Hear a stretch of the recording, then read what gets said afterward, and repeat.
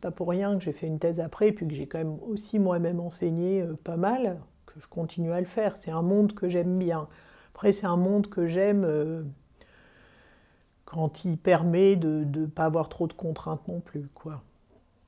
Je suis pas hyper à l'aise avec la contrainte, disons ça comme ça. Je suis pas hyper à l'aise avec les cadres. Tant que c'est pas moi qui les ai posés, quoi. Quand c'est moi qui les pose, ça me va mieux, mais...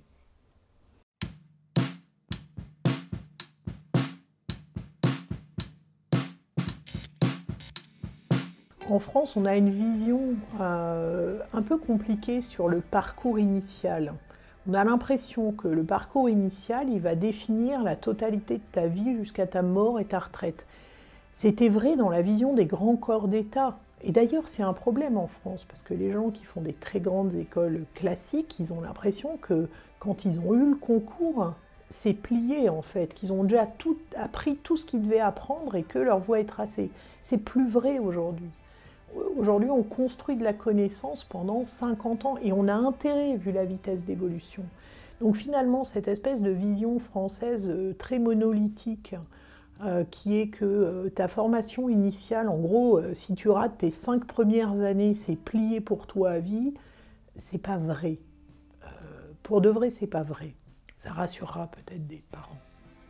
On essaye d'avoir des gens qui ont des parcours un peu divers, qui s'intéressent à plusieurs choses idéalement, qui ont parfois même changé d'orientation et qui ont appris à apprendre en fait, qui ont ce goût-là, cette envie-là. Donc les gens très scolaires, c'est-à-dire les gens qui pensent que la transmission, elle est possible que d'un prof à une élève dans une salle de classe en prenant des notes et en répondant à des QCM, ils ne sont pas très heureux chez nous, je pense.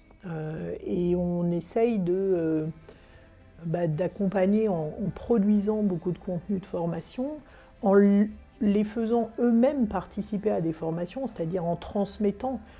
On n'apprend jamais mieux que quand on transmet. C'est vraiment un moyen extraordinaire de progresser, la transmission. Et la transmission, elle est au cœur de l'ADN de Numberly.